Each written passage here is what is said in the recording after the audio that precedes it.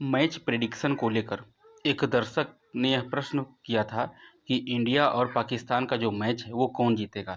इस प्रश्न का जवाब कोई भी व्यक्ति मामूली तरह से दे सकता है कि ये इंडिया जीतेगा, और निसंदेह प्रश्न कुंडली में भी यही बता रही है। लेकिन चूंकि मैं किसी कैलकुलेशन के बिना बिना किसी तरह का कैलकुलेट किए किसी भी टीम की हार या जीत का फैसला नहीं करता।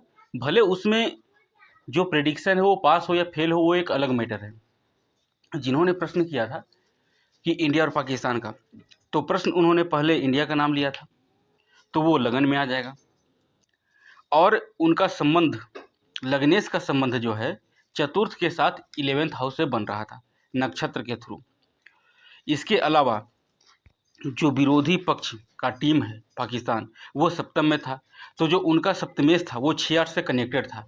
6-8 से जब विरोधी टीम का कनेक्टेड हो लग्नेश, या एक तरह से उसका लग्नेश ही हुआ जब सप्तम भाव का मालिक हुआ, तो 6-8 से कनेक्टेड है, तो वो बाधा का उत्पन्न करता है, परेशानी उत्पन्न करता है। क्योंकि उस पर भाग्येश का भी प्रभाव था, जो सप्तम के हिसाब से भाग्येश बनता है 9th हाउस का मालिक, यानी तृतीय का मालिक।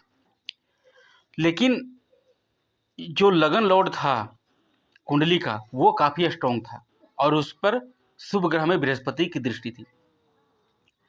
इस वजह से जो इंडिया का लग्नेश है वो काफी स्ट्रॉन्ग था, तो इंडिया की टीम 100% हर हाल में जीतेगी।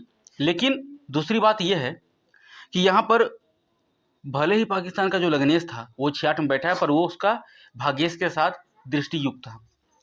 तो उसमें हुआ ये कि आगे होगा मैच में ये कि हो सकता है दोनों टीमों के बीच कुछ हद तक ऐसी सिचुएशन उत्पन्न हो जिसमें दिखने में लग सकता है कि हार या जीत किसी के भी पक्ष में जा सकता है।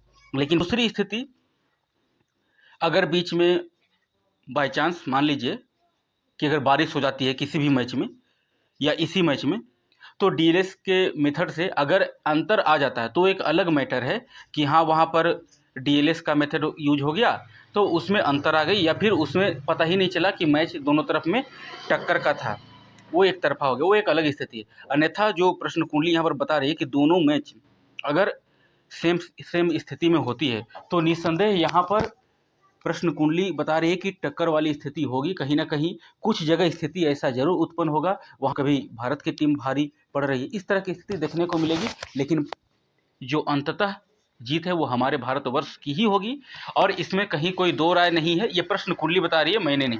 हालांकि मैंने उन्हें जवाब तो दे दिया था, उन्होंने पूछा था तो समय लेने के बाद मैंने जवाब दे दिया था।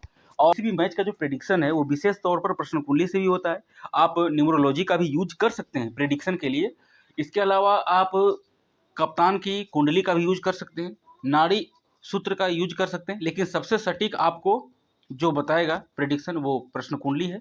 सेकेंड नंबर पर न्यूमरोलॉजी है, और थर्ड नंबर पर आपको जो प्रेडिक्शन की एक्यूरेसी बताएगा वो आपका कप्तान की कुंडली के हिसाब से जो कैलकुलेशन निकलेगी या फिर नाड़ी एस्ट्रोलॉजी का जो सूत्र निकलेगा वो आपको एक्यूरेट बता देगी।